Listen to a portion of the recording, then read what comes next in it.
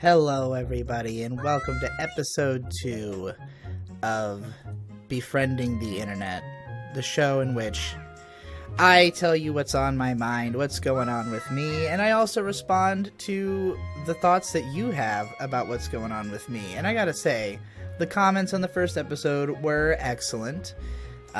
It's only been out for about 5 hours at the time of this recording, and even a few hours ago I already had enough to respond to make another video. I've got all these comments, and I tried to do something like this once before.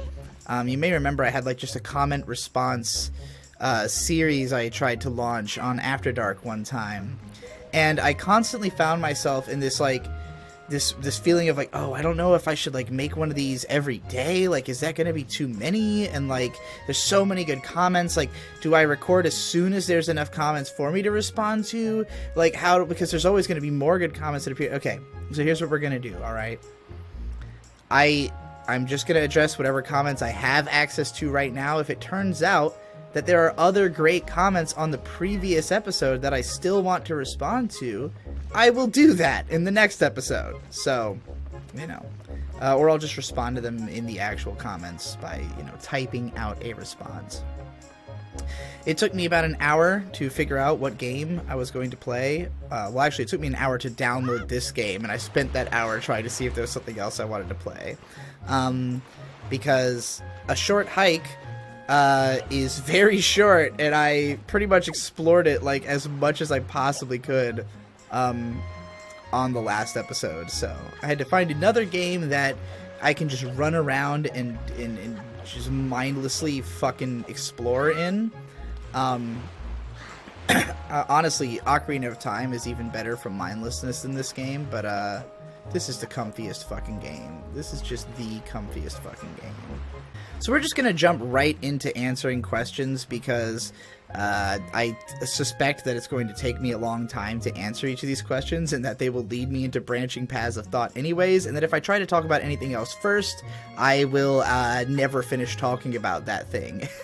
So, I'm first going to read like a sort of long, I'm not going to read the whole comment, but sections of this comment from Janine Garofalo, I assume not the actual actress Janine Garofalo, left a very long comment threaded with some really good questions that I thought answering those first would probably be a good bridge into answering some of the other questions that other people have.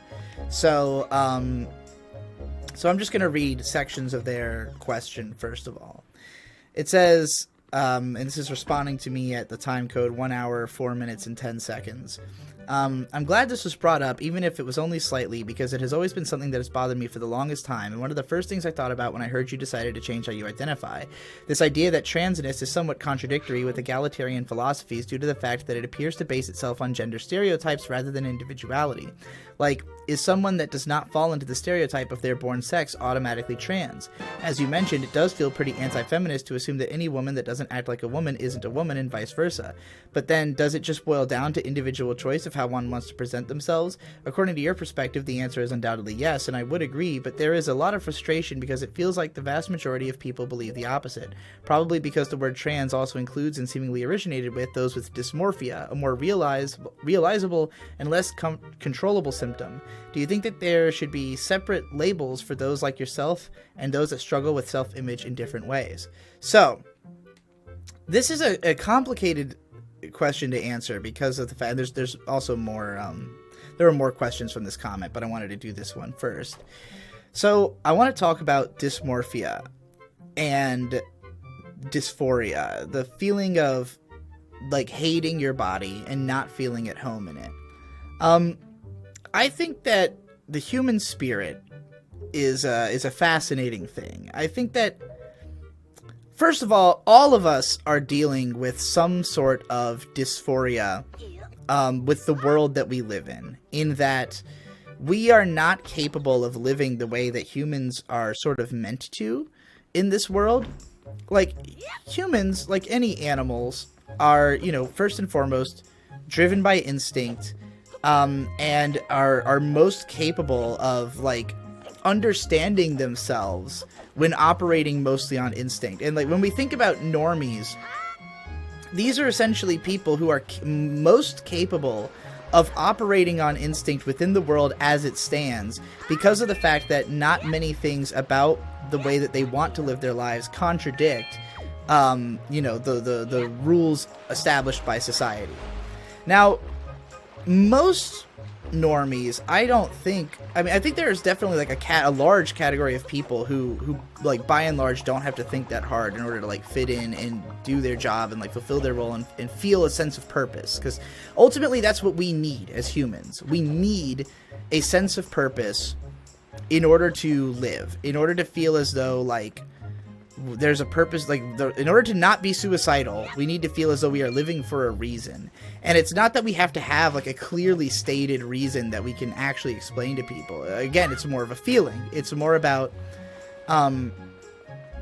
thinking that what you are doing is contributing to society in some kind of meaningful way, that you are okay to be yourself and to to live in the world, that you are contributing and you are not a detriment with your existence. I think that's the way people want most to feel. Is like, I am not a detriment. I am worthwhile, And it can be difficult to find yourself worthwhile because you might not have you might not fit into society easily. It might be that other people don't think that you acting naturally is beneficial, or that they think you need to suppress elements of yourself in order to be a better fit for the society you belong to. Or maybe you feel that way. Maybe other people are fine with you, but you think that you're doing something wrong because you can't live up to your own ideals about like what you think would make somebody valuable to society. A lot of people fit into society just fine, and then there's the people who feel as though they cannot find purpose in this world while remaining true to themselves. And so they try to become somebody else. It's like, okay, well, I suck. So if I can be somebody who is cool, then, then maybe I'll be able to make it. And so you try to look for something that's like within the realm of what you are capable of and also acceptable, or either to others or to yourself. Like, acceptable insofar as you think, okay, well, I can do this thing, and I feel good about the fact that I can do this thing, so I'm going to keep doing this thing, and hopefully, I will continue to enjoy it, and people will continue to approve of me doing this. Or if they don't approve of it, at the very least, I continue to get something out of it. So, like, I think it's all about that approval. It's all about either yourself or others approving of what you do. And one or the other is the one that's probably going to be harder for you. Like, some people have a really easy time accepting themselves and a really difficult time accepting society, and vice versa. And like, I began as somebody who had an easy time accepting myself because I was raised in a household of acceptance. I was raised by a mom who considered it like paramount that you be true to yourself, and that like, if other people tell you that it's wrong, then fuck them, And so I lived that way pretty much up until it came to a point where like I could not be friends with anyone, because like this mentality of trying to be true to myself when nobody appreciates me being true to myself means that I can't make any friends. Like, if people don't want to be around me, then I have to learn how to change to be somebody who they would want to be around, And it took me a really long time to figure out how to do that, because most kids observe the other kids around them, pick up on what they're doing and what works, and they copy certain elements, and then they become whoever they're going to be through this like amalgam of the stuff that they've learned and picked up on, from themselves and others. So like, for me as a kid, because I moved constantly, I never had that opportunity to like really discover what the people around me were doing. And I was so insular that, like, I wouldn't ask, you know, I didn't, like, interact with people. So it was just, like, a mystery to me, pretty much until high school when, like, I realized these things about myself. I realized that I was the odd man out, that I, you know, it's like I realized that it was going to be my responsibility to figure out what was wrong with me because nobody else was going to do it. You know, like, nobody's just going to accept me without explanation. Nobody's going to... you know, it's never going to be so easy. And that was like what I was saying in the last video where I said that, like, maybe things would have been so much simpler if, like, from a young age I had just accepted the idea that I was a girl, that, like, oh, you're all right, everyone else is correct, I'm the one who's wrong. Yes, I am a girl, I do want to be into all these feminine hobbies, I do want to hang out with girls and you know, and be treated as though I were one. But, like, you know, because I was not that way, I did not have an environment where people understood what the hell was going on in my mind, you know? So, like, I think that once I started to learn...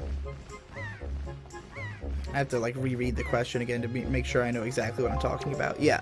So, like, when I went through puberty, as I talked about in the last episode, I became deeply uncomfortable with my body because of the fact that it no longer looked the way it used to. And, like, it took me a really long time to get used to not being the shortest kid everywhere I went. It took me a really long time to get used to not being small, not being, like weak and unassuming, you know, because, like, as a kid I was really weak. Like, I could not do, like, any physical activities at all, you know. I was super skinny, very low pain tolerance, and so, like, you know, like, once I suddenly grew, it's like those things are no longer true. They still feel true, though. Like, I still feel the same, so for me to look so different and to be, like, interpreted so differently, you know, feels really strange because, like, you know, I don't feel any different. And that's kind of how I feel about this whole trans thing as well. It's like,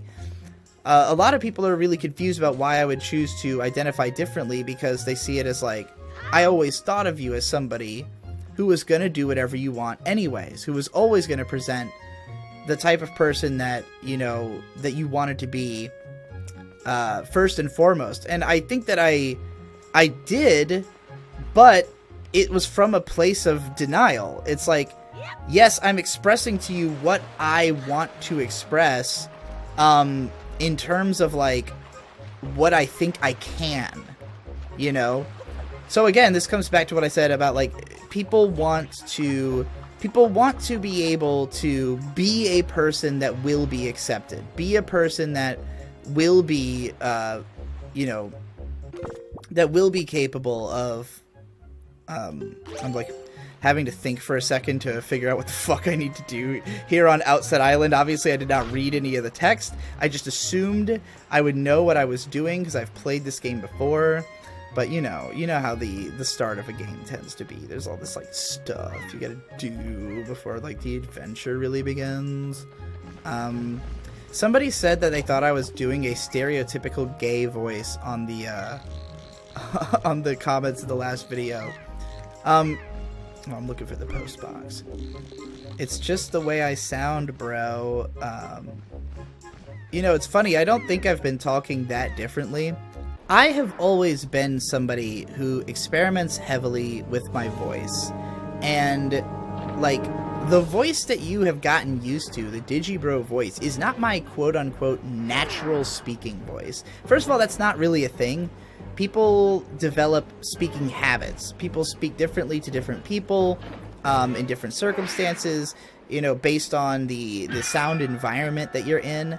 Like, people have always told me it's really funny when they hear me order food, because I tend to order food like this. I go, yeah, I'd like to get a large lemonade and 2 big, because I know that talking that way causes your voice to cut through those the microphones that they use more clearly, so, like, they'll guaranteed understand me if I talk that way. Whereas a deeper, bassier voice won't come through that speaker as easily. Well, here on this microphone that I'm using right now, I've gotten very used to knowing what kind of voice sounds good in this mic. what kind of resonant frequencies will work well, and I've learned to talk that way when I talk at length, because that's the way that will sound best on a microphone. And years of practice have caused this to become a very natural voice for me, but it's not the voice I used to use. Like, if you listen to super old podcasts of mine, you'll notice I slur my speech a lot more. I'm not as clear. I have a much more southern accent.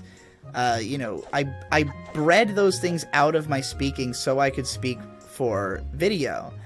And, like, yeah, there are times where I am, like, literally trying to put on a more, forced feminine voice, because I do want to be seen as a woman, and I don't expect people to have an easy time doing that if I sound like a man.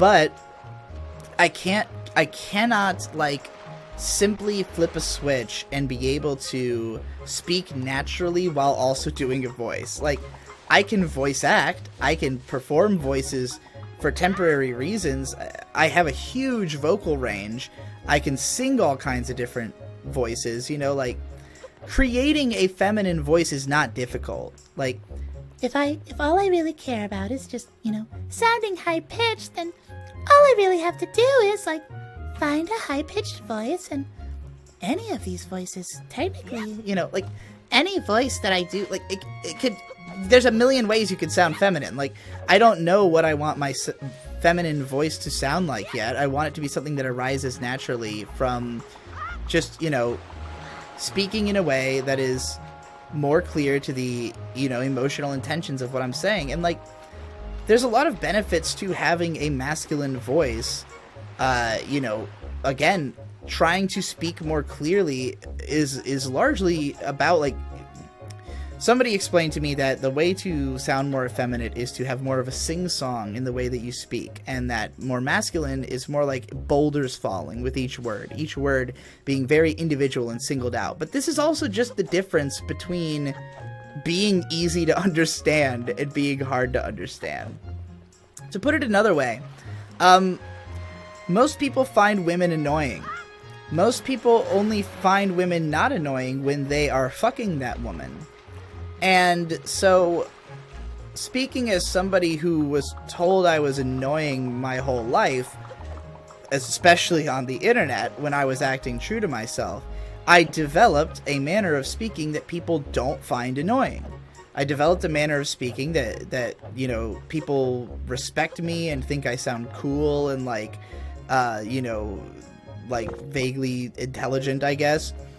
But the only reason that that it comes off that way is that I manufactured that voice. I manufactured a voice that I could use to sound good. And it came with a lot of practice. This voice did not just spring naturally up. I experimented heavily with it. And I mean, if you listen to my videos, there really has never been a consistent voice. Maybe more recently there has been. But if you listen to the older videos in particular, I would test out different voices all the time. There's tons of videos that I deliberately read in the cadence of other YouTubers, that I, write in the style of other YouTubers, that I want to try to copy their manner of speaking because I think it'll help me to make this point. And also, if you pay attention to my videos, so there have been some accusations of the idea that I start a video in a more feminine voice, but then I end up drifting more masculine as it goes. If you actually watch all of my videos, that always happens. Almost every video, I start off in a way higher pitch than I end up. It's just because when I start recording, I have lots of energy and excitement, and I want to be yeah, I'm happy-go-lucky, I'm ready to do it. But as I go, I fall naturally into what is my temperament, I am not necessarily a super excitable person, especially in the context of sitting by myself recording a fucking audio log, it would be different if I were if I were doing something that, sorry, I keep stopping myself because I realize I don't know what I'm doing in this game, and having to stop and think and just be what the fuck am I doing? So, I've been talking in circles trying to answer this question for a while, but what I'm trying to get at is that it's it's not as though I did not suffer dysmorphia. I massively did, particularly when I was, when I went through puberty. But I found comfort in the realization that there was a person I could be that people would be happy with. It's like, I went from thinking, like, nobody will ever find me cool or attractive because, like, I look like shit and I'm not who I want to be, and I just don't care about my appearance because, like, if I can't be a cute girl, then what the hell's the point of giving a shit, And, like, people on the internet who, like, think my aesthetic is cool, like, that was something I developed on the internet. Like, that whole aesthetic, I developed that as Digibro. I didn't look that way before.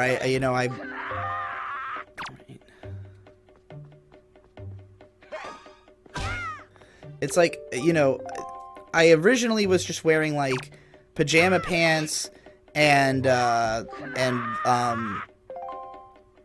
fucking, like, sweatpants and just, like, stuff that is, like, what you wear when you don't care about your aesthetic, And, like, it wasn't cool the way it eventually became. Like, I learned, like, what shirts look good on you, what pajama pants look good, how do clothes match, how do I make my hair look decent, how do I, like, those kind of things I figured out before I started YouTube. So, like, my ability to look cool was out of me, like, taking the shitty aesthetic that I already have and just going, like, okay, well, like, if this is how I'm gonna dress, if this is how I'm gonna be, I don't have to look like shit. Like, I don't have to, I don't have to be, like, repulsive just because I don't like the way I look, So, it's like, rather than look at it as, like, oh, I'm so miserable because I don't look like a little girl, it's like, well,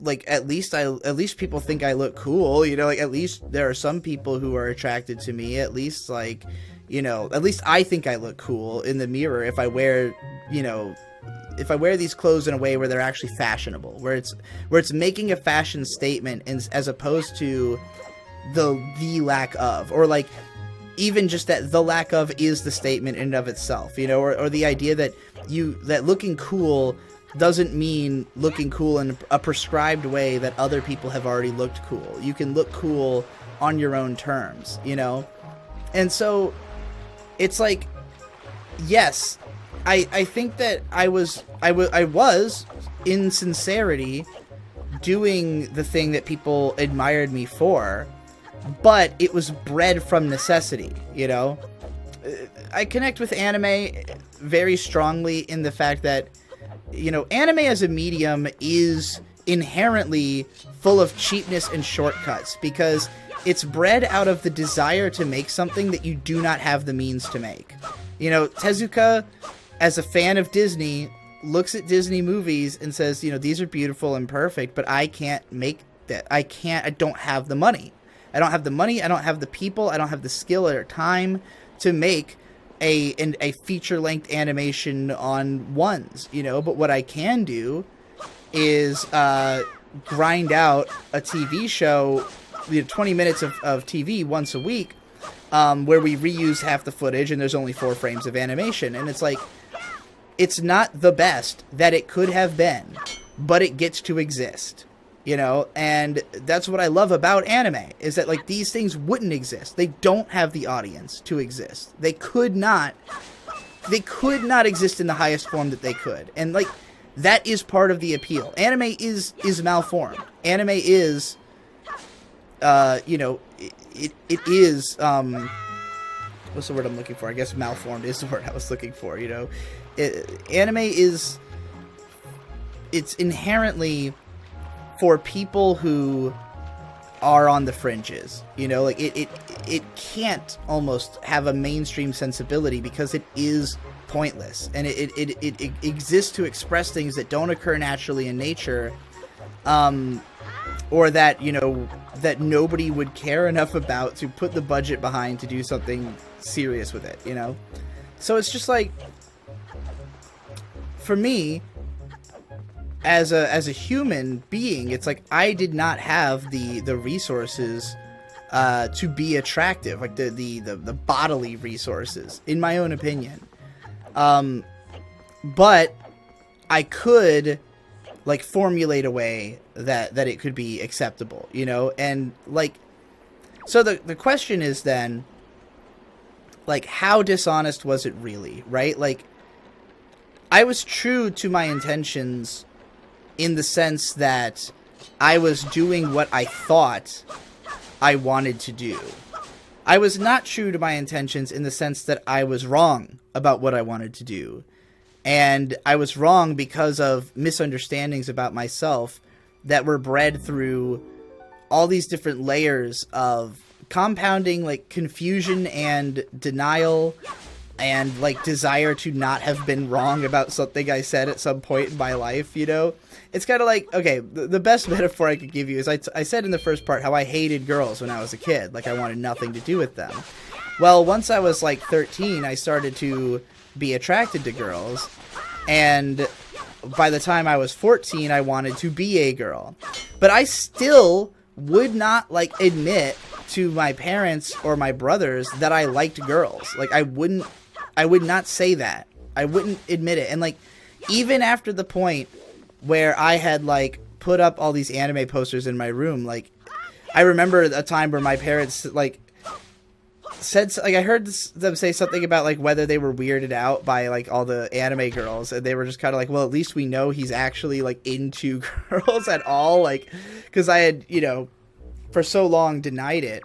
But even after that, I wouldn't talk about it. I wouldn't talk about any feelings I had or ask for any advice about girls or anything like that. I just wouldn't talk about girls to my parents because, like, I, you know, didn't want to renege on everything I had said about myself. Like, I didn't want to like, say, oh, I was wrong and I didn't understand myself. You know, like, I was more willing to literally lie about myself than I was to admit that I had been wrong, you know? And you see how far that got me. So like, to me, I guess what I'm trying to say is that there's a difference between being comfortable or like being okay with your body and comfortable with your body and being happy with your body. And I don't think most people are happy with their bodies. I think most people are suffering some form of dysmorphia, and that's like half of all marketing is towards that fact. It's like, whatever dissatisfaction you have, you know, it kind of starts in the body. And I think that most of us are very disconnected from our bodies because of the way that our society is. I'm not going to get into, like, a whole rant about health and shit. That can wait for another time. But, like, you know, the general mental and physical health of people, especially in America, is dog shit. And a lot of that just comes from having no understanding of, like, what would be healthy for your mind or body. And also a lot of denial about what would be healthy for your mind or body. And that kind of brings us back to this. So I'm going to continue reading the Janine Garofalo comments so I can answer some more parts of it. So they said, there's also attraction. I do not find men attractive in the slightest. Only women who look like what you would expect a woman to look like are attractive. As a result, I do not find myself attractive. But I sometimes do have a line of thought that goes to, well, I want to be attractive. Since what I consider attractive is women, I also want to be a woman. But does that make me trans, or is that just a train of thought to be expected from any self-reflective straight human? But at that point, what even is the metric for determining whether one should be trans or not? Since gender stereotypes seem based around what the opposite gender finds attractive, should your own transness even qualify? So this is a really fascinating question. I try not to answer questions in a way where I say things like, you're talking an awful lot like a trans person here, but that's kind of how I feel about it. But, like, I mean, I connect with this because a big part of my confusion about my gender was the fact that I am attracted to women. That I, even at a time where I thought, like, when I first started going through gender confusion, I thought I might be bisexual. And actually, currently, I think I'm probably closer to feeling that way as well. But, like, what I'm attracted to in men is their sensitivity. I'm attracted to, you know, men that look like women. I'm not attracted to masculinity as an appearance, you know. It's really interesting because I've been watching, as I mentioned in the last video, Stop Hibari-kun, which is an anime from 1983 about a trans girl who is super sweet, who I'm absolutely, I love her and I want to be her. Hibari is my idol. And, but Hibari is into men. And what she is into about men is very traditionally masculine traits. And the author of Stop Hibari-kun, in their interview with Toko Toko, says that all of their drawings are born out of their frustration out of not having been born female. That is like the key energy behind all the art is, I wish I was a girl. Mega relatable. And like through that, like even before I knew that, my impression of the way that big burly men and yakuza are portrayed in the series is like, this is what the manga author is into. Like, he sees himself as a girl. I guess she sees herself as a girl, but you know, not, the manga author is not an out trans person or anything like that. But you know, I don't know what is considered most respectful in this case. Japan has different pronouns anyways. So in any case, this person, they you know, my read on the show is that they were into big, buff, burly dudes. Like, that they are into bears, you know? And I'm not. I'm into girls. And that made it even more confusing for me, because there's this sense of longing that I feel towards women, where it's a combination of, like, the desire to have sex and also the desire to become, you know? And, like, it took me a really long time to parse the difference, to be able to tell, like, what am I attracted to versus what do I want to be. And at this point, I feel like they're almost completely separate. And it's also helped. This is something that somebody else in another comment said. I don't remember if it was this one, but somebody talked about their how, like, they were just attracted to, like, every woman they saw. And eventually they realized that it was this kind of disconnect of, like, oh, I thought I was attracted to every single woman. Then I realized that it was just my desire to be a woman. And, like, once I, you know, recognize that, then it's like I can kind of separate it better.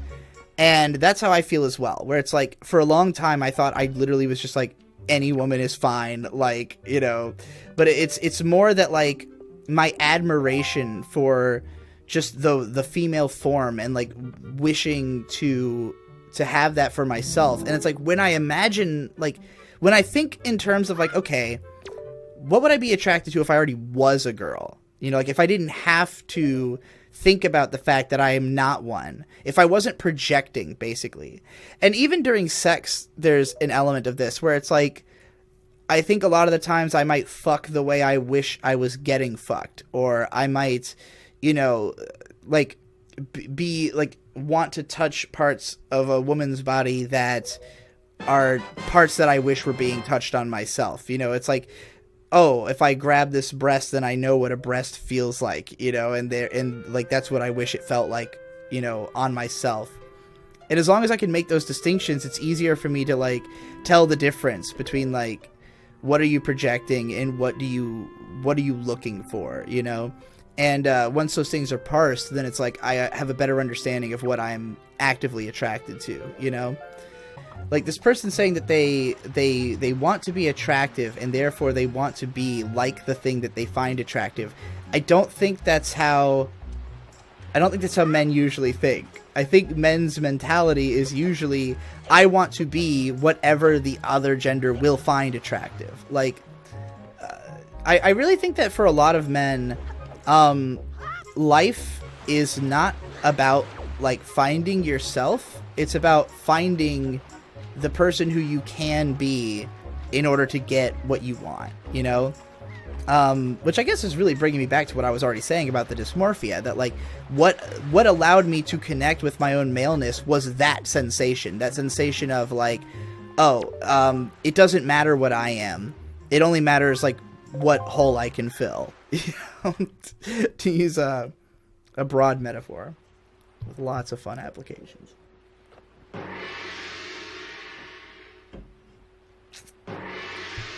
So To read the next part of their question, how much of your identity is based on stuff you think most people would also identify as if they gave things as much thought as you did? Is any of your identity based on sexual attraction to femininity and thus something you wish to portray yourself for a better self-image? I mean, by the way you put things, it feels as though the implication is anyone that consumes media would be better off with a feminine perspective, and it's one that is ultimately superior. That's an interesting way of putting it.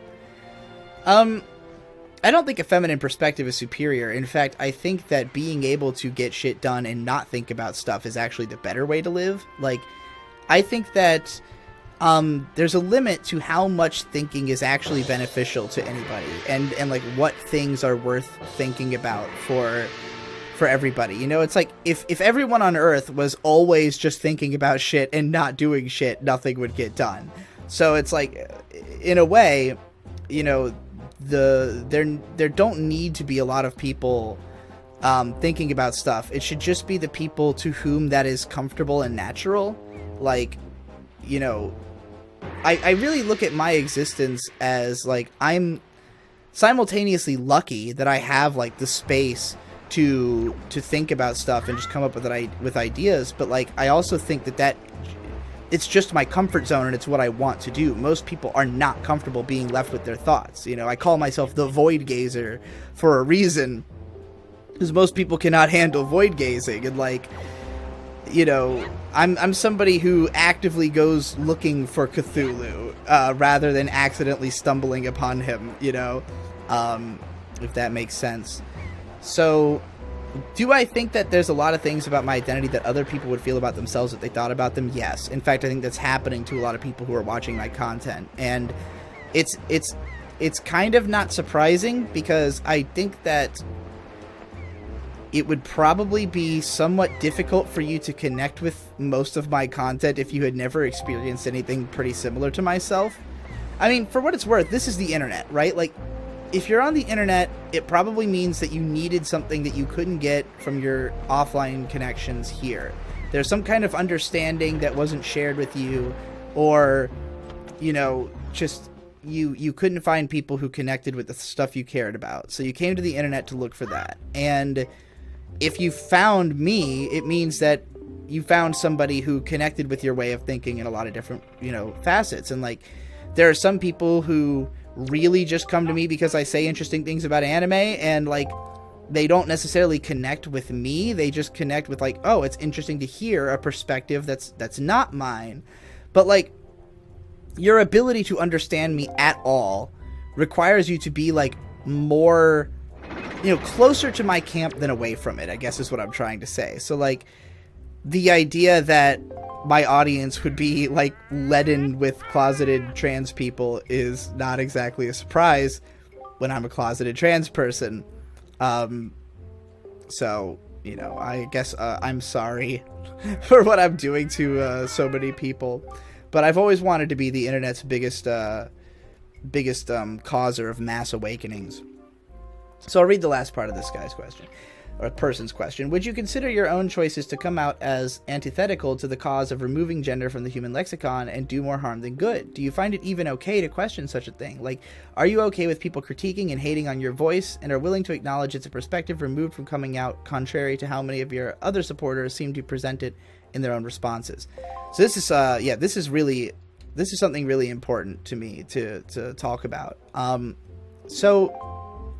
I mean, I already talked about my voice and like how, you know, it's not in a static state anyways, but like, why do I need to present feminine? Why do I need to, you know, to change my voice, even though I know that it will bother people? And like, to some extent, I understand complaining about the voice, because I am offering you product here. Like these videos, these are product. They are something for you to consume, and, you know, possibly to contribute money to me for doing, right? And especially if you're paying money for it, like, it's understandable that you want it to be the way that you want it to be. You know, if the new voice literally makes the content unlistenable and like you don't want to hear it, then that's completely reasonable. Like, I wouldn't expect you to just be down to listen to something that you find annoying just because, like, it, you know, it makes me feel better about myself. But that doesn't mean I would change anything for anybody. You know, it's like, I'm gonna do the voices that make me comfortable. And you know, I'm in a difficult position right now of, like, my job involves my voice. I can't just sit back and experiment for months until I have, you know, I mean, I can, but, like, it would be very difficult to do my job. So it's like, you know, I'm looking for a voice I'm comfortable with, and hopefully in the end it will be one that people think, or even more hopefully at each step of the way, it'll be something you find listenable. I just don't want people are just fucking douchebags about it. That's what bothers me more than anything. It's like, I don't mind that you don't like the voice, but the level of entitlement people feel towards my old voice, that's what drives me insane. That, like, you know, I understand if you're going to, if you think, oh, I'm going to miss the voice. It's like, well, the voice it hasn't gone anywhere. Like, it didn't die. I didn't literally I will literally always be able to do whatever voice I have ever done. Like, I can do them. I just don't choose to, you know, because I'm not as comfortable. Maybe, you know, maybe I'll find a voice that I'm comfortable with that you'll also enjoy, but, like, it's a process. I hope you'll stick with me through it. If you can't, whatever. But, like, you know, again, I don't begrudge anybody not wanting to watch my content because of my voice. Just don't tell me. I don't need to hear it. I don't care. Like, I understand the complaint, but it's not going to change the way I operate, because I'm operating to try to achieve personal comfort, you know? And, even if I burned away my whole audience in the process of trying to achieve personal comfort, it would be worth it to not be miserable, to not be uncomfortable, you know? And as I've said in my song, Off My Drip, I could be a ratchet hoe, or I could be in style, I could be anything but fine with denial. And I'm not going to deny my own feelings of dysphoria towards my own voice, you know, like, towards, like, even listening to, like, right now it may not sound like I'm doing an especially effeminate voice, but if you were to compare this to, like, videos before my transition, you know, I'm speaking from a higher part of my throat, basically. Like, it's definitely more effeminate in certain ways, and I guess some people consider it a stereotypical gay voice, which is just because gay people tend to talk from a higher place in their throat. I mean, you can look into a lot of, like, voice theory and shit about, like, why people talk the way they do. But again, voices are always a habit at the end of the day. You can break the habit or change the habit. And for me, it's breaking the habit of controlling the voice, breaking the habit of trying to sound like a radio presenter all the time and always be clear and always be, like, well-spoken, and instead going more in the direction of, like, you know, talking in the way that best represents the emotions I'm trying to convey. And, like, if you listen to, like, Digibros or Me Talk to May, you get a much better sense of what I really talk like. Because, like, IRL, I talk half in fucking song references. Like, I constantly am referencing songs or lyrics and just, like, or remixing lyrics or making jokes about lyrics. It's like, if you listen to me talk in real life, it doesn't sound like a podcast, because I'm not tasking myself to speak unbroken about things for hours on end. But, you know, what would be the most appropriate voice for doing that? It's not a sing-song voice per se, you know, but there is more expressive ways of speaking than the cadence that I lock myself into when I'm trying to be, like, ultra clear and trying to be a, like, analytical personality or whatever. So yeah, like, I don't mind so much people critiquing the voice. Do I think that it's okay? Like, do I think that me coming out is problematic in that it does not help to remove gender from the lexicon? Here's I guess I'll go into the real reason that I see the need to come out, right? Like, I'm going to do HRT. I'm going to start dressing like a woman. I'm going to, you know, grow breasts and fucking, like, not be recognizably male anymore. So, like, let's talk again about gender realism, because I brought up in the last episode that, like, being trans involves some level of, like, admittance, I guess, that there are stereotypes about the genders, and those stereotypes don't come out of nowhere. There are legitimately tendencies that the fucking, what's the word I'm looking for, the hormones that you have inside of you cause to, like, you know, like, if you have more testosterone, you are more competitive, more headstrong, more aggressive, and if you have more estrogen, you will be more emotional and more bitch mode, you know? And, like, there are men with higher levels of, I think I probably have more estrogen than most men. I think I'm, like, I don't know, I'm not going to say that I'm, like, borderline intersex or something like that, but I have a lot of, like, very distinctly feminine traits that most men don't. There's a reason I was mistaken for a girl so much throughout my life. And even now, like, keep saying mistaken, but it's like, that's one of the things about the trans experience, is that it's like there was a part in Vic and Hope where Victor was saying, like, well, I'm not going to call Digi, I'm going to refer to Digi as a he when I'm talking about the past, because he was a guy at the time. And it's like, well, I wasn't, you know, I felt the same way. Like, I still felt like I was, you know, different from what I was presenting. I just wasn't calling myself a woman, you know? So it's like, I think I always was a woman. It's not as though I, you know, this is so fucking confusing to try to phrase, because it's like, how can you say things like these, right? Well,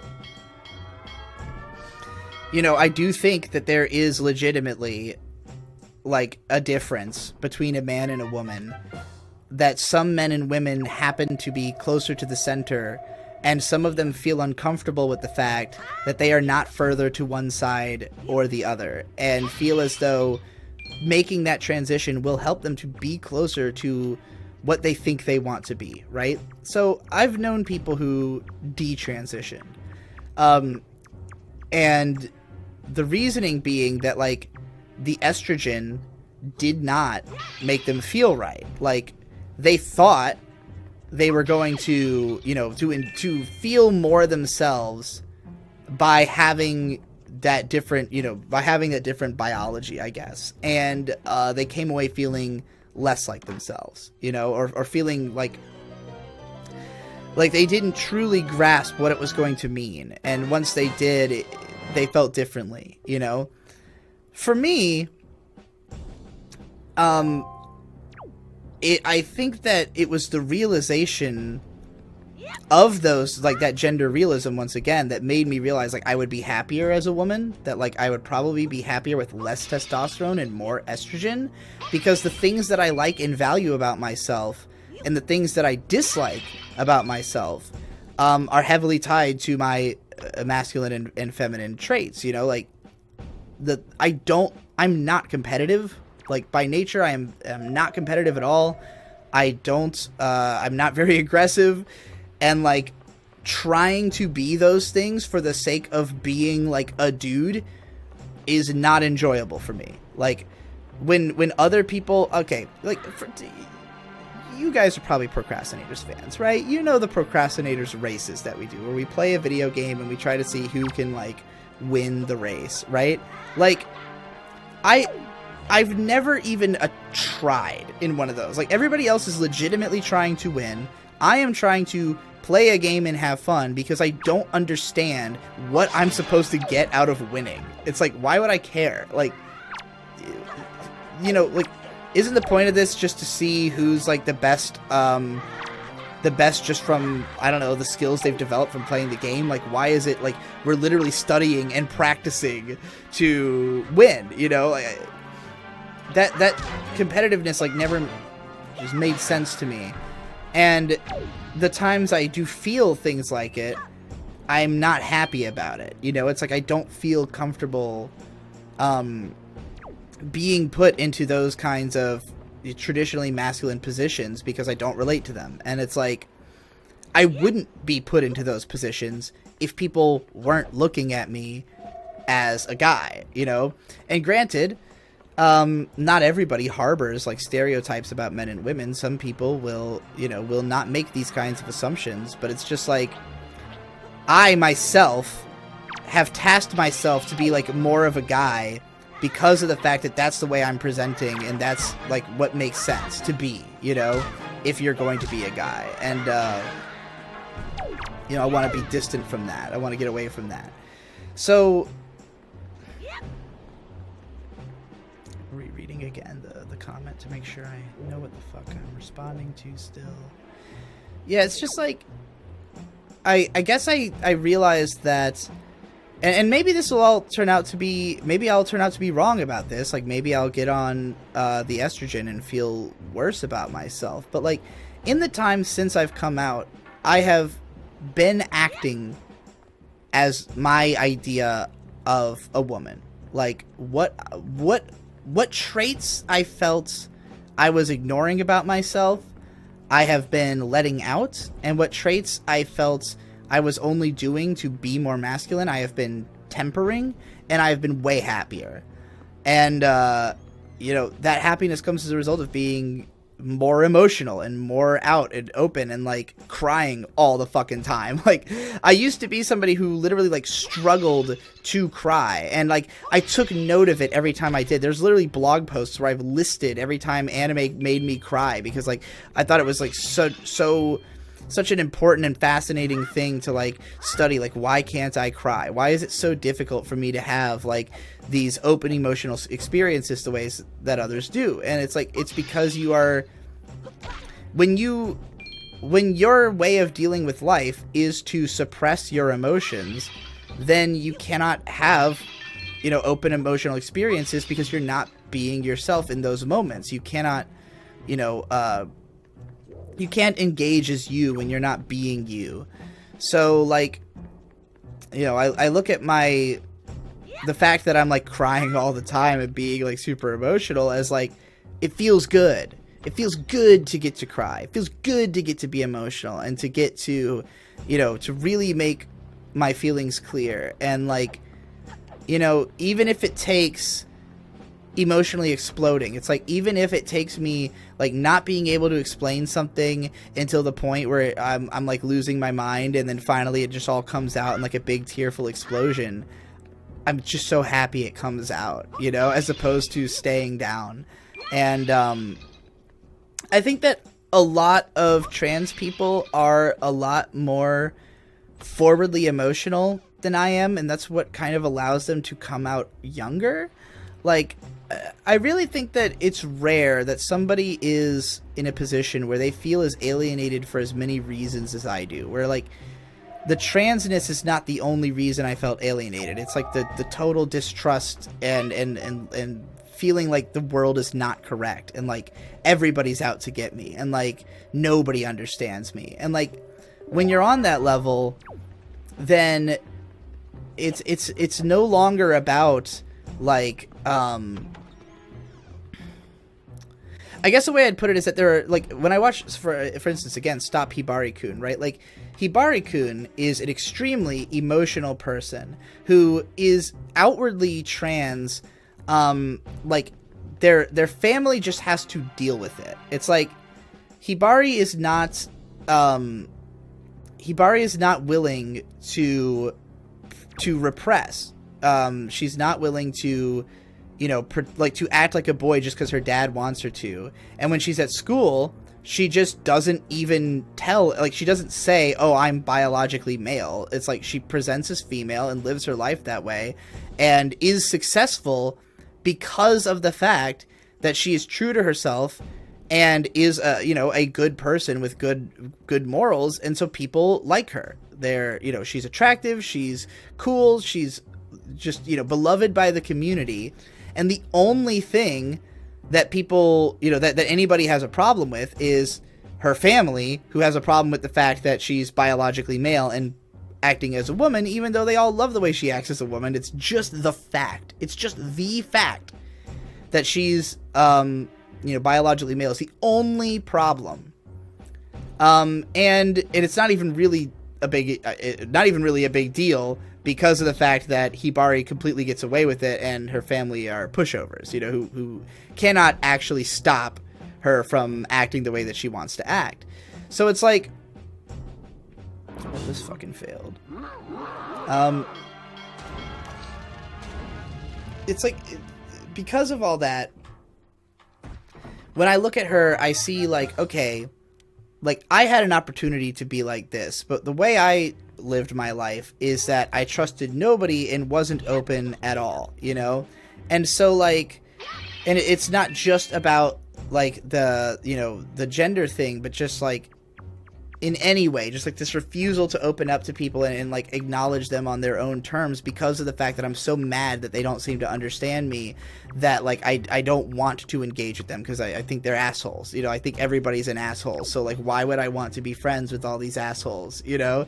And then you realize that, okay, well, I'm not making any friends. So like, is there just nobody who's not an asshole, or am I the asshole, you know? I've lost track of what I was trying to say. I've been going around in fucking circles. I was answering this question for like an hour. So we're going to move on to some other questions here. Alright. Let's see. We've got from Armin Yagsi. You once said, my rationalization of my own maleness may not be the same as the next person's, but it's a sensation I recognize myself, that I recognize as myself being male in my 8 Nights of Kara no Kyokai Part 2 video. I'm not quoting this to prove anything, I'm just interested in what your mindset was back then, as I think I relate to you a lot, both in that video and this video. So, I saw it as, I guess, a great way to put it with Kara no Kyokai is that I saw myself as Mikia, who is obsessed with Shiki. Now, I see myself as Shiki. And this actually leads me perfectly into something I was going to say in response to that last question and kept forgetting. So, we're going to get real deep here. We're going to talk about some stuff I've never really talked about and really get like the deepest part of my psyche that allowed me to sort of bridge this gap into coming out. Ever since I went through puberty and became depressed about my body, I developed something akin to a dissociative identity. Where I think that because of the fact that I so, like, could not be myself in my body, I compartmentalized my quote-unquote true self into, like, a secondary personality within myself, whereas there's like also the front-facing one. So like we'll call the front-facing personality Digibro and the inner personality Conrad, right? Well, the inner personality is functionally nearly identical to the outer one.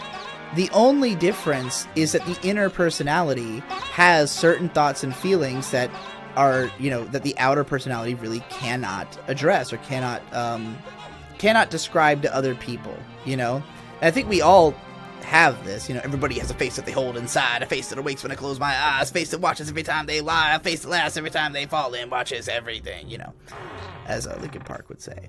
But, like,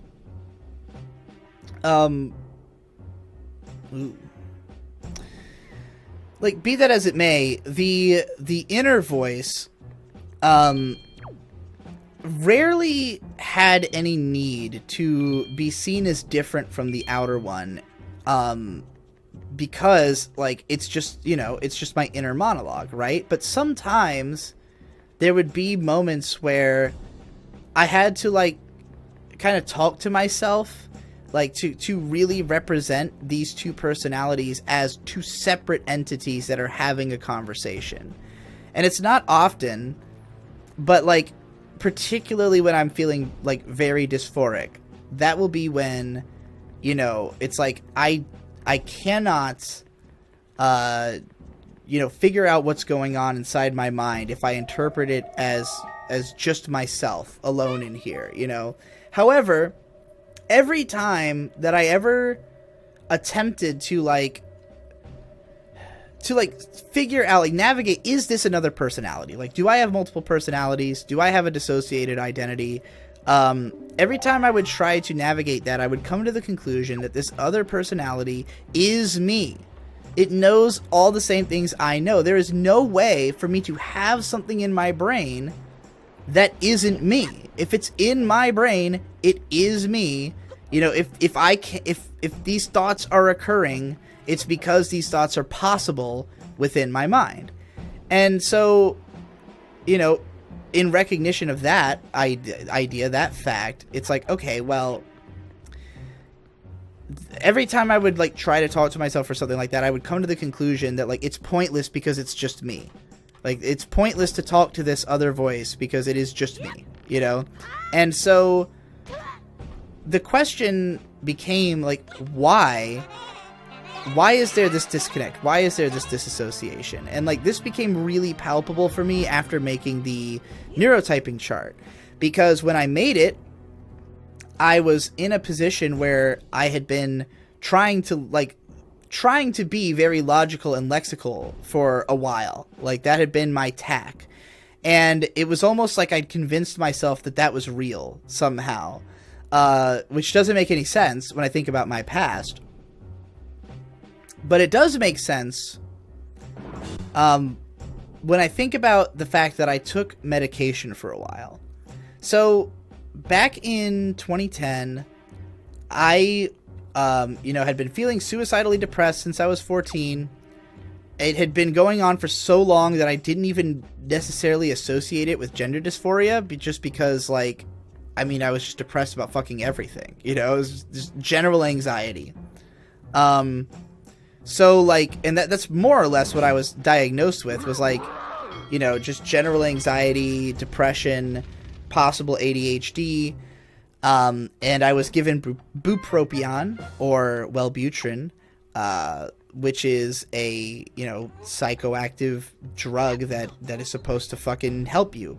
Now, here's the thing about psychology and about psychoactive drugs. There is no such thing as a mental illness or a mental cure. There is only the state you're in and the state you want to be. If somebody tells you that you have schizophrenia, what that means is that you don't fit in to society because of the way you think. Now, the way you could think that exact same way and find a way to fit into society if there is a role that you can fill with the way that you think. And most people are capable of finding a role they can fill. And anytime you talk to somebody and you realize that they're fucking insane, and you're like, how are you functioning in society? Like, how do you even fucking live? How have you not been locked up in a fucking loony bin or by the police? It's because they have found a way to live in spite of the fact that they're fucking insane. And, you know, you only get diagnosed with something, and it's called a disorder, if it is causing disorder, if you cannot live because of the way you think.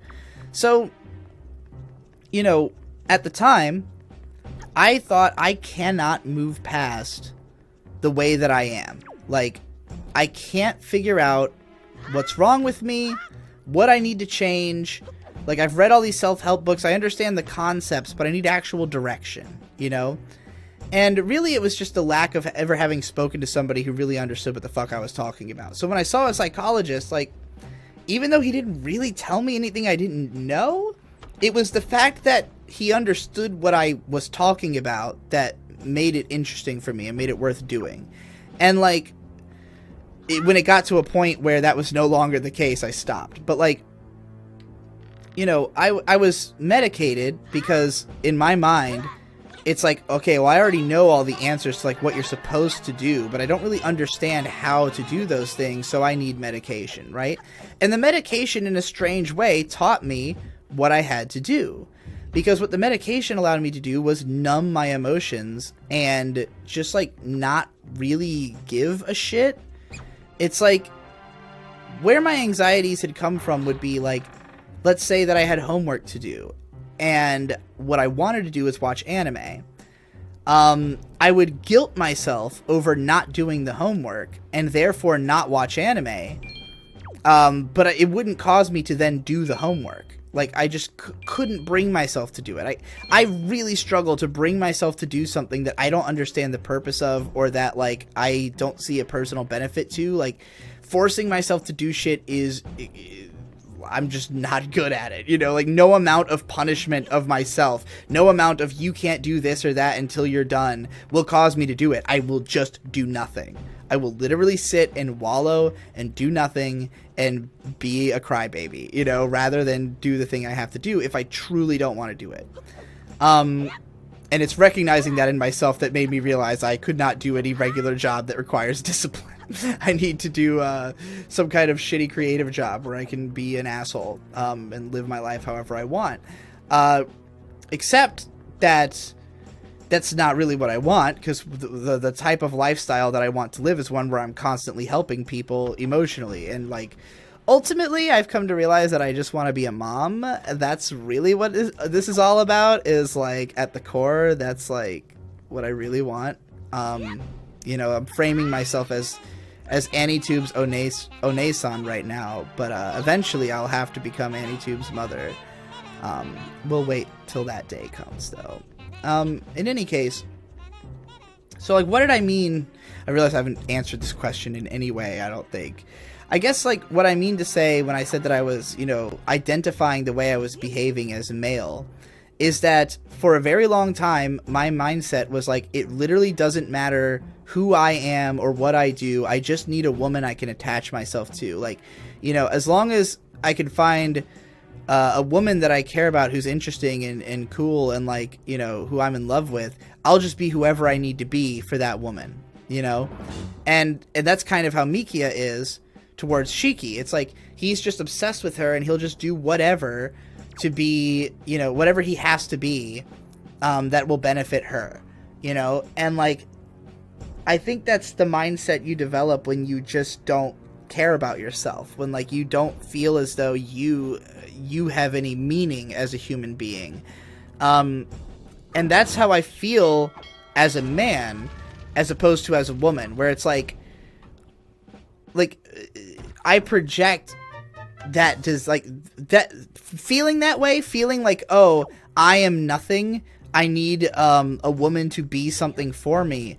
Well, you end up choosing a woman who is you, right? Like, if you feel comfortable completely sublimating yourself to somebody else, it has to be that they are close enough to who you already are that you would think you would feel comfortable, like, with, you know, with just letting them make all the decisions, with letting them pilot your life, essentially. And I thought that, like, oh, I'm nothing, so I need a woman who can be something for me. And yet the women that I was attracted to, the women I was, you know, that I was looking for, are ones who remind me of myself, because I'm really looking for a woman who is the person I wish I was, and then I can just allow them to be. And the funny thing about me and May is that we're kind of both like that. I think that both of us basically projected what we wanted, like, what we saw in one another is that was who we wanted to be.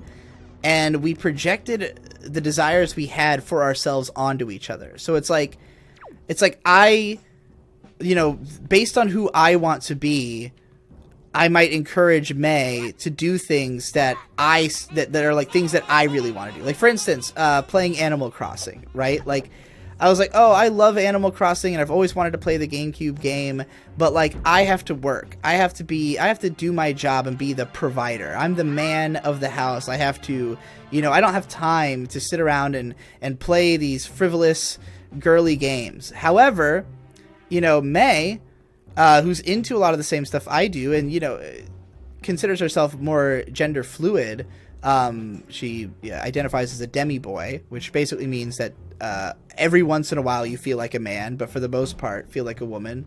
And, you know, it's like, because of the fact that she is capable of having those feminine thoughts or interests, then it's like, oh, I don't have to have them. I can let you have them. Like, I don't have to get into fashion. I can help you pick out clothes, you know? But, like, even though I love May's style, she doesn't dress the way I would dress. Like, not every outfit that I think is cool and suggest to her is going to be something that she's going to buy and wear. You know, it's like, if I really want to wear these things, I need to wear them for myself. I need to be the one who can, and it's like, you know, why can't that be the case? Like, why couldn't it be that? And it's like, I think that we both were, like, afraid of becoming the person that we really wanted to be, and it was easier to have the other person do the things that, like, we think need to be done, you know? So, like, and then now we've kind of reversed that, where, like, we're slowly moving in the direction of being more actually like the other person, where, like, the things that, you know, that I would encourage May to do, or that she would encourage me to do, we've been starting to just do ourselves, and, like, realize that, oh, I actually like doing this thing, and I wish I had been the one doing it all along, you know? Like, for instance, May is now taking care of the lawn, because, as she put it, like, she had just never considered the idea that, like, the guy wouldn't do that, because she has, you know, even though she's an eldest sister, she has a younger brother who's a very, like, big dude, and he's, you know, strong, and she has a dad who's also a big dude who's strong, so it's like, there was never any chance they were going to get her to do the yard, because there's two big, strong men who can do it.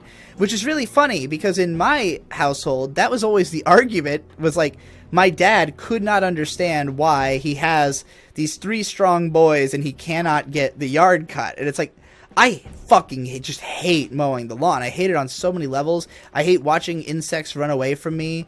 I hate the feeling of, like, that I'm just, like, destroying a habitat, essentially. I hate the noise. I hate, you know, I'm just, like, I'm not into it.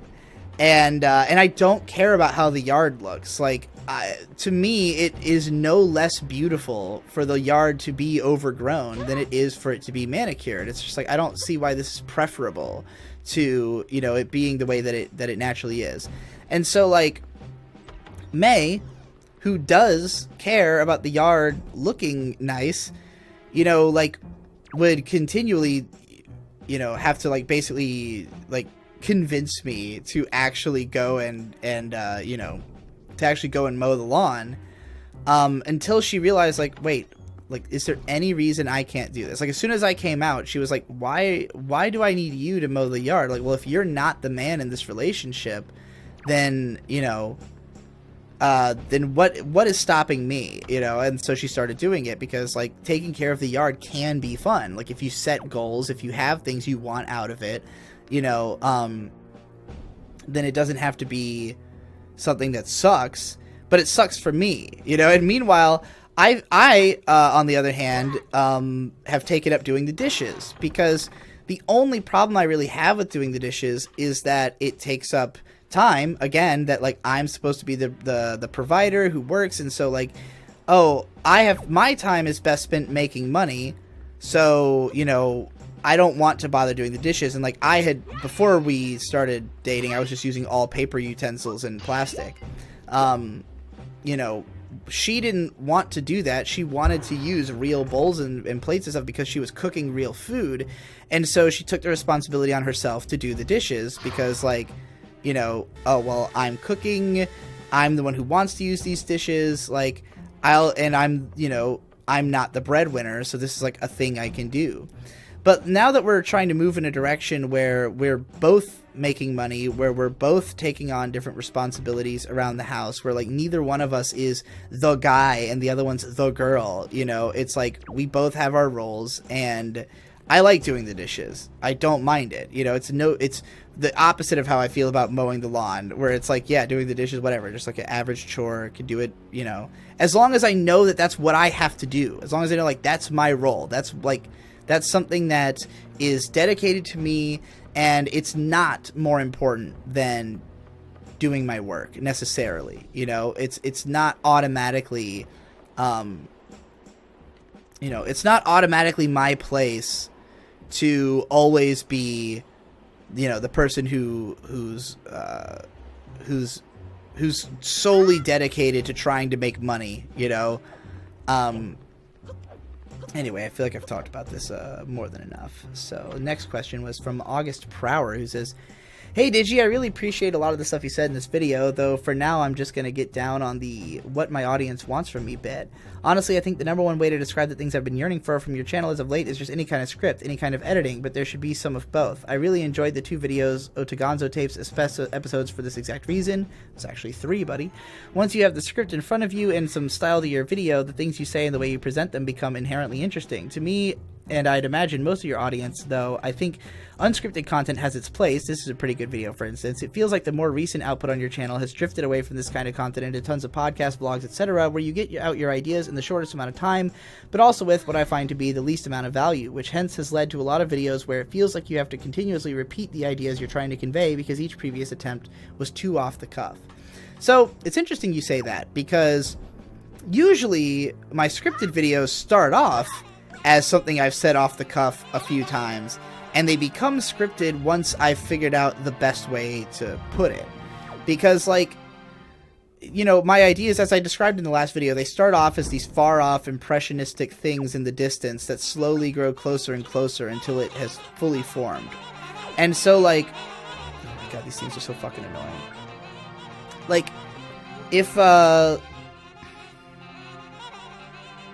let's say, like, the Bathos videos, right? So, like, I made this vlog about Bathos that's just this long, winding rant, and a lot of people love that video because it really, truly makes the point about Bathos the best you possibly could, but I later retooled that into, like, a 5-minute scripted video.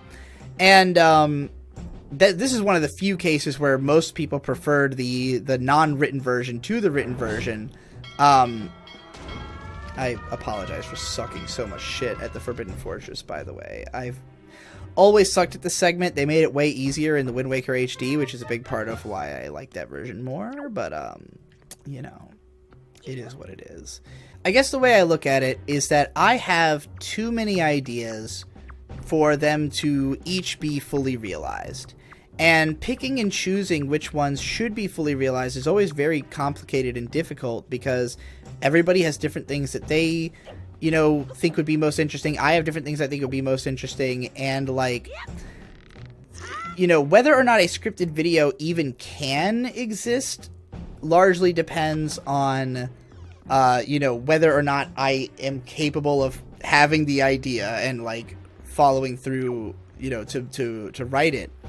But there's tons of ideas that I don't have that level of, you know, that level of thought about. And, like, honestly, this is something I feel about musicians, right? That a lot of musicians, their early work is their best because it's these song ideas that they've been holding on to forever. That, like, long before they learned how to play their instruments, long before they found, you know, a group of people to make a band with, they already had a bunch of ideas for songs, you know, and their excitement over learning how to play was probably out of a desire to make those songs real. Well, what happens when that artist writes all those songs and now they have to come up with new songs? And it's like, it could be that those older songs were things that were, you know, boiling away in their mind from the time that they were fucking children, whereas now they're coming up with stuff fresh off the top of their head and having to, you know, somehow make that as good as the other stuff that they had already been festering on, you know?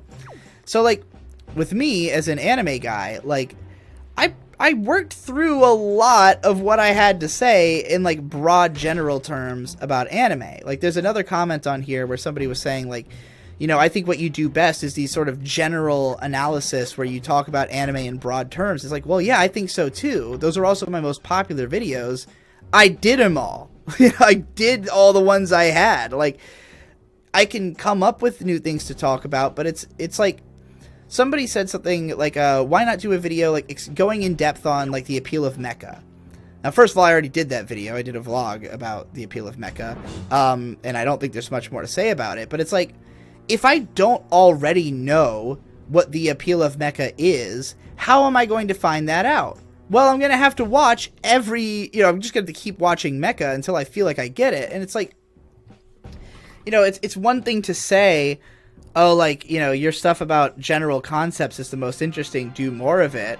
And it's another thing to be like, okay, well, like, how? Like, do more of it how? Like, what are you expecting? You know, I cannot make up things to be true about anime in a general sense, you know? God fucking damn it!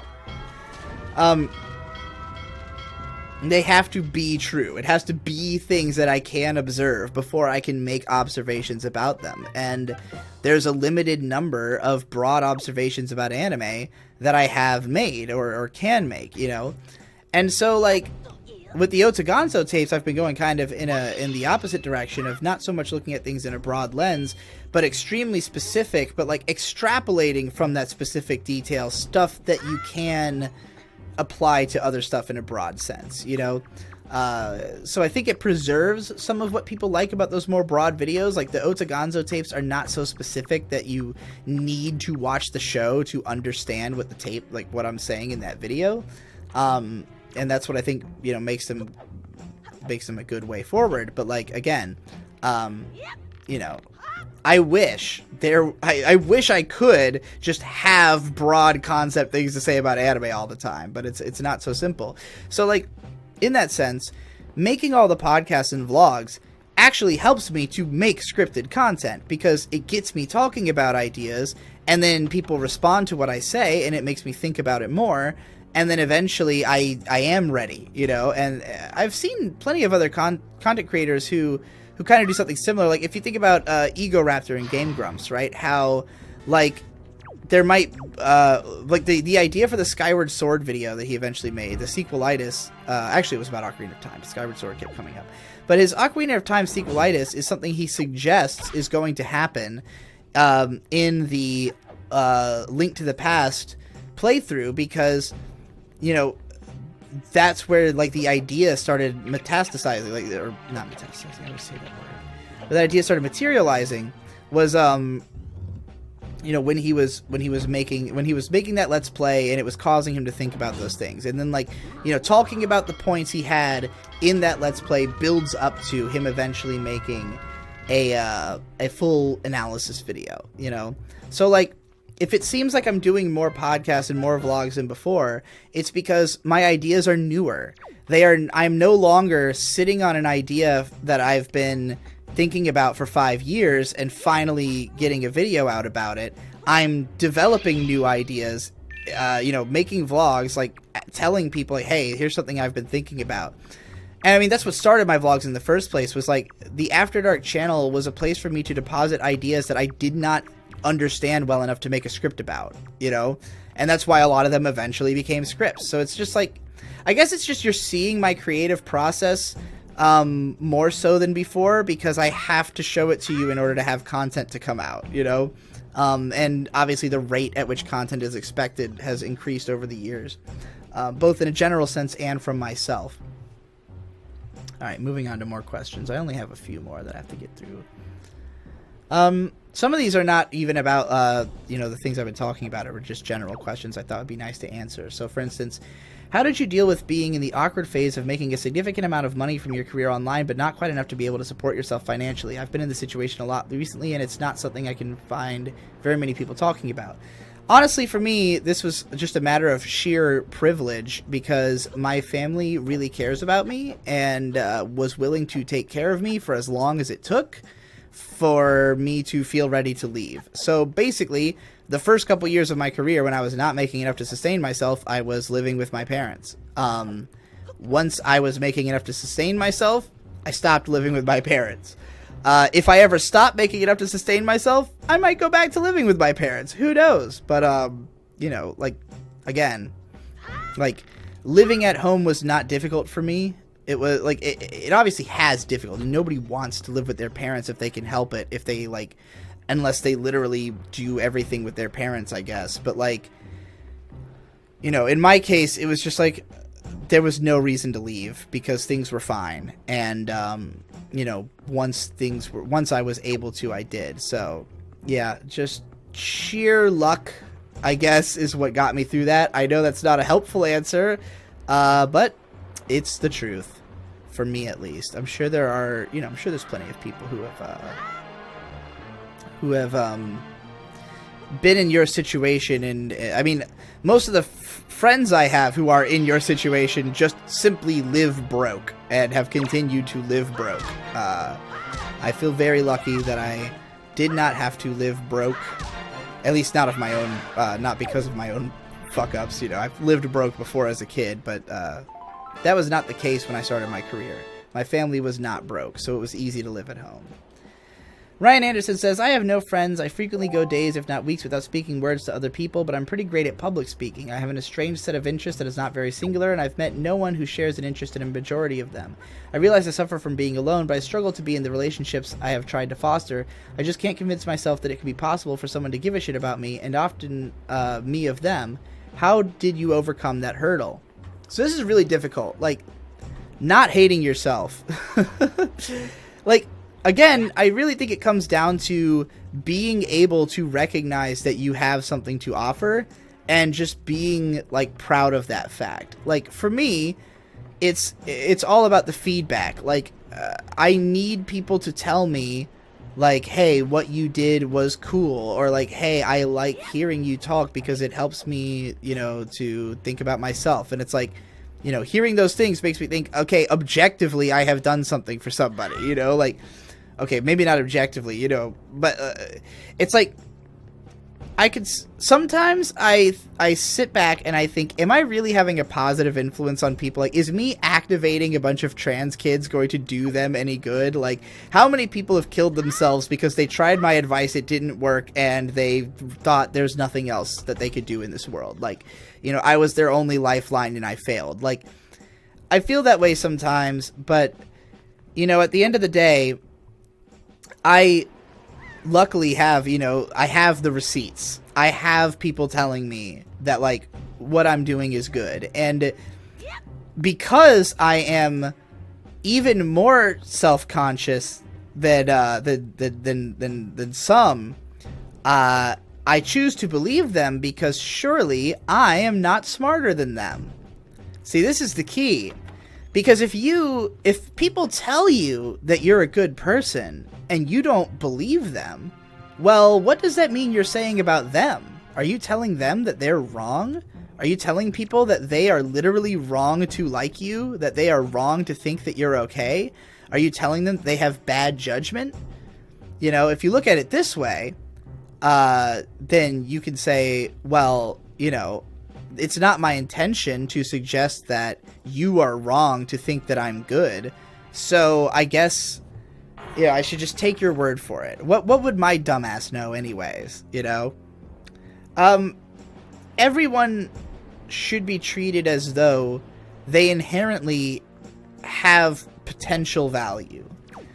I think that, you know, whether or not you actually have value is something that really couldn't be determined unless, I mean, first of all, it can't be determined by any person. Like, nobody is going to be able to figure out whether you had value just by, like, looking at your whole life in sum total and, like, deciding whether it was more of a positive or negative, you know, net for the world. But, like, the only person who could do that would be God, you know, and proverbially that is supposed to be what he does in Christian mythology. Or I guess Santa Claus can do the same. But, you know, in the absence of God or Santa Claus to judge your actions, the best you can do is listen to people. And if people generally think that you are an idiot asshole, and you think that they are right, then you should probably figure out how to not be one anymore by asking them. Like, ask what they think you should do, and don't just take everybody's advice at face value, but, like, work with people, figure out a way that you can both be comfortable. Like, you know, like what this whole series is about. Anyway.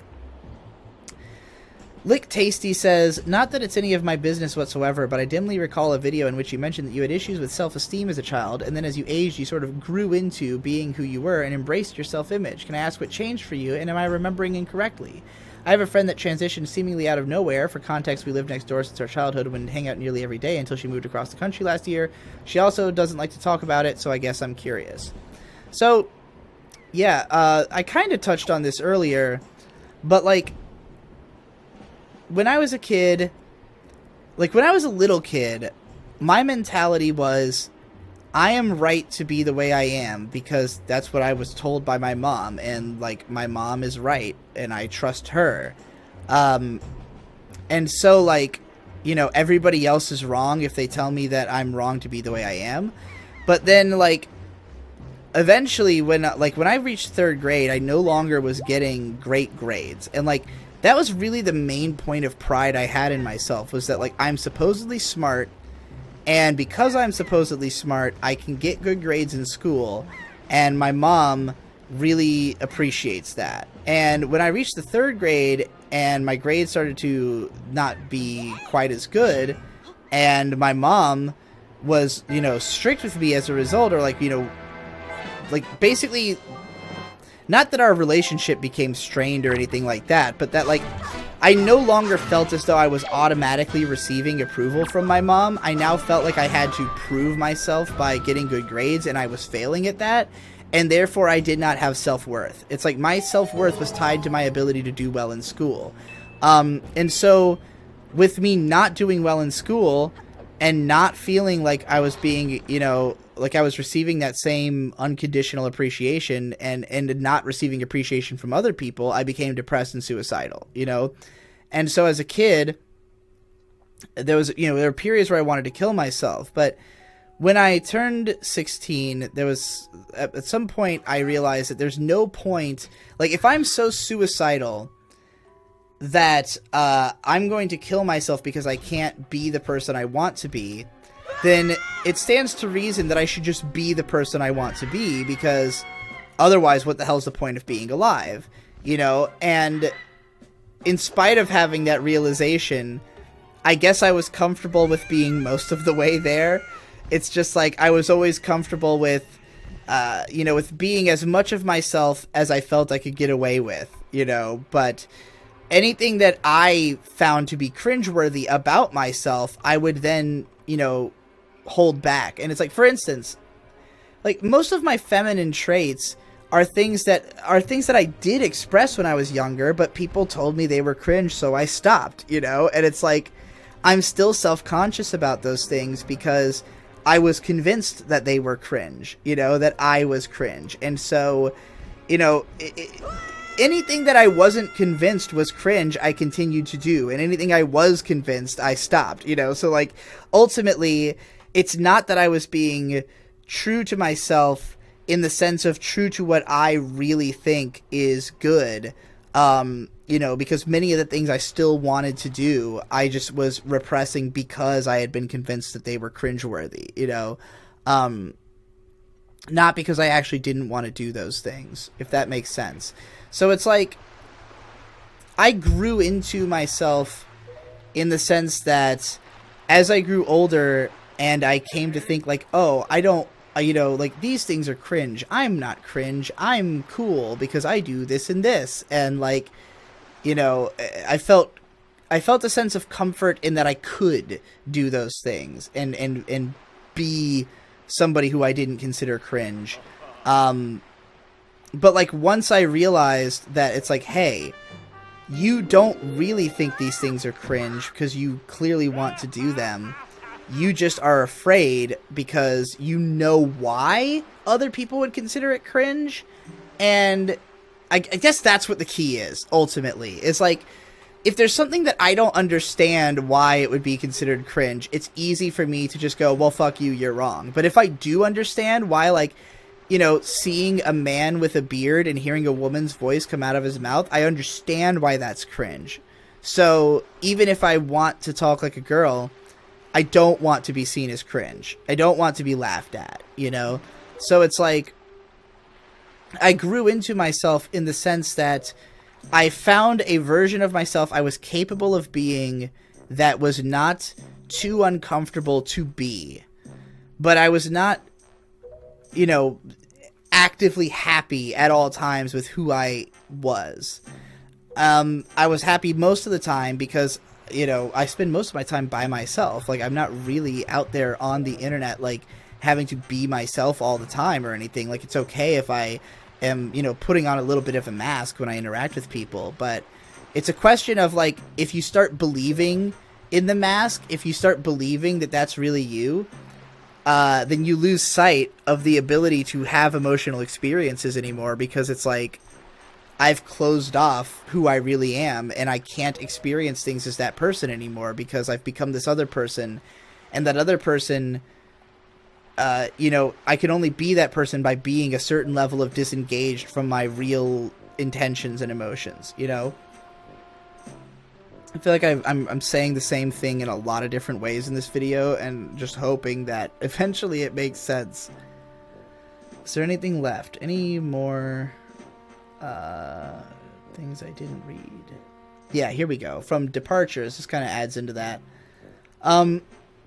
I'm curious if in the time that you were the online persona Digibro, if your opinions then are much different than they are now. The Digibro that I've watched over the years seem to have super strong opinions about everything. Now that you've transitioned, do you think that some of those public opinions that you put on the internet have been influenced by your desire to conform to the community's perception of Digibro and your own masculine perception of Digibro? Are they still aligned with your own views and opinions now that you've embraced your feminine side? I would say absolutely. Like, I don't think I was ever particularly, like, dishonest about my actual thoughts on things. I'm only dishonest about, like, the way I present myself. It's like, and even again, like, dishonest is a strong word because everybody is putting on some kind of persona, especially when you're creating content, you know, like, but I guess it's that I'm out here talking about how true I'm being to myself without necessarily being true to myself in all aspects, you know? And I mean, again, like, the trans stuff is not necessarily a surprise to people. It's like, I've talked about these identity issues before. I just hadn't resolved them. Like, I hadn't come to a conclusion. Now I have. And a lot of that is out of the need to abate the dissociation. I realized I never finished that train of thought. This is the help of talking in circles. Is that eventually you get back to the other side of the circle and you go, oh shit, that's right. I have to close this loop. So, you know, the feeling I had of dissociation, of feeling like there is another voice inside my mind that is capable, that, like, has thoughts that I can't present outwardly. Once I realized that that voice was the real voice, and that the only reason that it would ever become dissociated is that the person I am performing as is not the real person. Once I realized that, that voice went away because that became my voice. Like, to put it another way, like, so I drew this picture. I would really describe my coming out to myself as, I drew a picture of Baroness Grey. And if you follow my content, you might know that I use the name Baroness in all the games I play and stuff. It's just a name that was just one of the many names of characters that I've had that I became really obsessed with and used a lot. I always wanted a place for this name Baroness, so I started using it as, like, my game handle, and I drew a picture of Baroness Grey in which she is explaining that she is a feminine persona that occasionally bubbles up to the surface of my personality, similar to Boogie Pop, a phantasmal second presence that, you know, that occasionally is in control. But the more I reflected on it, the more I felt like the person who I was describing was more me than whoever isn't that person. It's like, wait, like, if this isn't me, then who am I? Like, if this supposedly other persona isn't the real persona, then what is? And the answer is, there is no other persona. This is the persona. Anything I'm doing that is incongruent with this persona is me just making shit up and lying to myself, you know? And so once I realized that, and once I came out, that disassociation went away.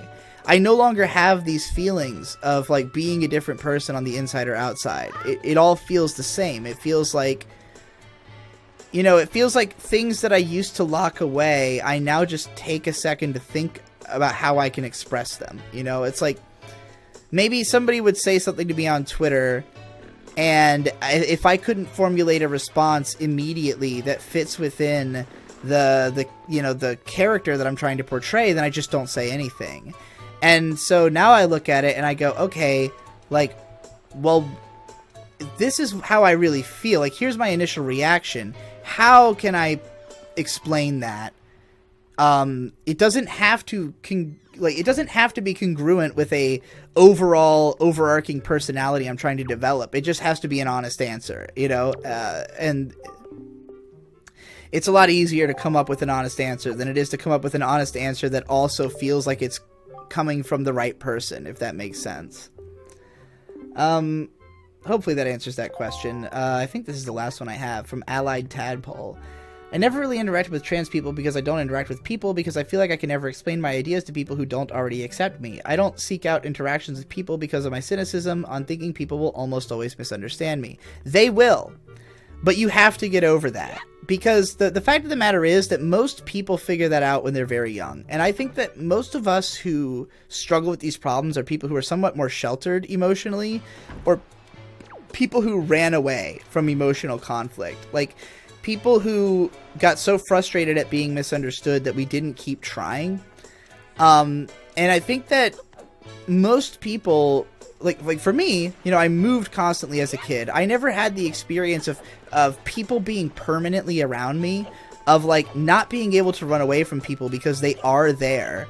And so you have to deal with them. You have to reconcile these differences because otherwise you're going to have beef with this person forever, you know?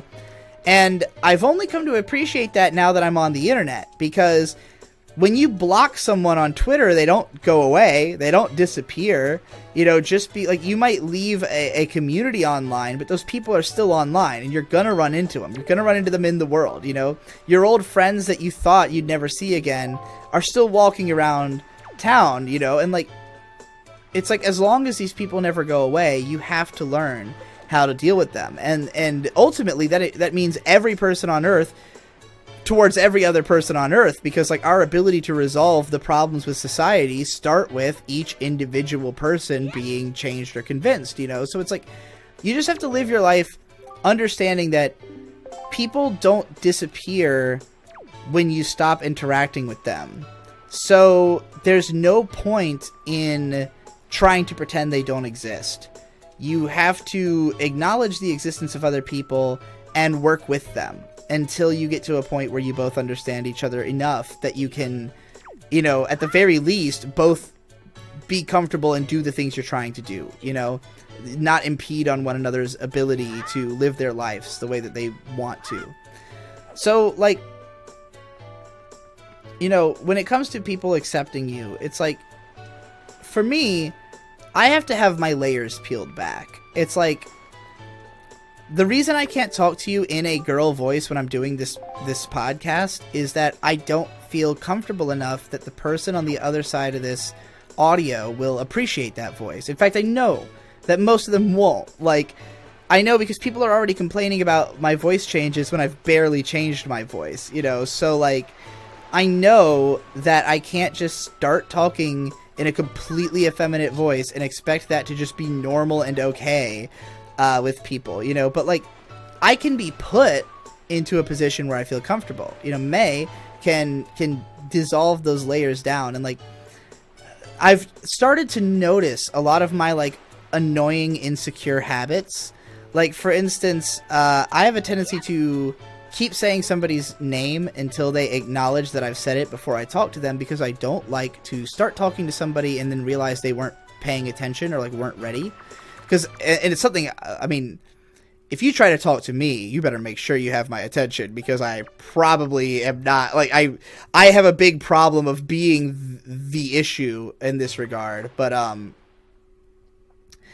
it's like, I'll say, like, hey baby, you know, and I won't explain what I want to say until she says yes, and she finds it very annoying, because she'll be like, fucking just say it. Like, why do you keep saying my name? Like, I don't want to have to respond, you know, like, why do I have to dignify this with a response? And it's like, because I just need to know you're paying attention. And, like, it's a comfort thing. It's like, I'm afraid of saying these words and then realizing that you weren't paying attention, so I'm going to go ahead and nip that in the bud by making sure you're paying attention first, you know? That's kind of the way I tend to communicate, and it's like, I'm buttering you up to make me comfortable, but I'm very passive-aggressive about it. Like, I don't want to just tell you, pay attention, because, like, that's too aggressive and like assumptive that you weren't already. But I also don't want to assume that you're paying attention. So like, how do I non-aggressively, you know, ensure that you will do so? Again, this is what passive aggressivism is, and it's general manipulation, and those are things I do very well. Like, but like, I've come to realize, like, you know, the more direct you are, the easier this will be. Like, you don't have to be a dick and just say, like, pay attention to me.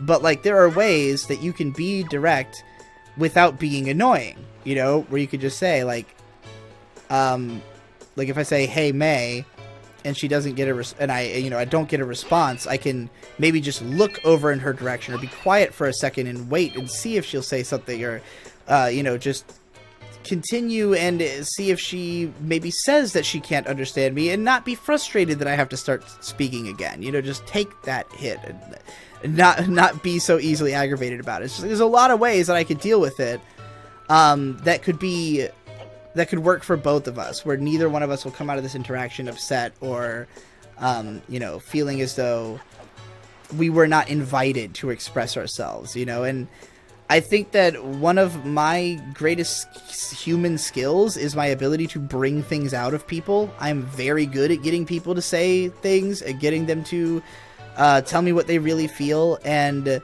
that's why, again, like, I think that my powers are not in my ability to reach a wide number of people. My powers are in my ability to work with people closely and help them in much bigger ways, you know, help them to realize bigger things about themselves and to deal with, like, more emotional issues. Again, a more motherly kind of approach to interaction. So, you know, in embracing that, I get closer to, like, who I really want to be. So, you know, as I was saying earlier, it's like, I want to do HRT and I want to become a woman and be seen as a woman, because the things that I do well are things that I think women do best.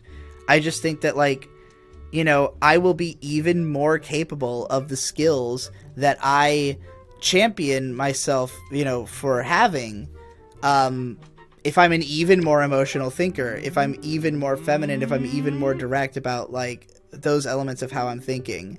You know, I think that I used to think that because I am biologically male, I will be better at being male. Like, sure, it might seem like the things that I value in myself are effeminate, but surely performing those feelings in the most male way possible will go the best for me because I am biologically male. And this is not proven to be the case. You know, again, I feel the most successful performing as female. So, you know, that's what I'm encouraging myself to do. Anyway, that's it for this this episode. I'm sorry that this one was a little bit more rough than the last one, because this game was not as easy to just freely play as that one. There was a part where I had considered just playing that game again, but honestly, there's, like, I pretty much explored it to, like, the furthest extent I was interested in doing so. I was really indecisive about what game I was going to play next. Like, obviously Zelda, every once in a while, requires you to think for a second, and it's hard to do any thinking and talking in an unbroken string at the same time.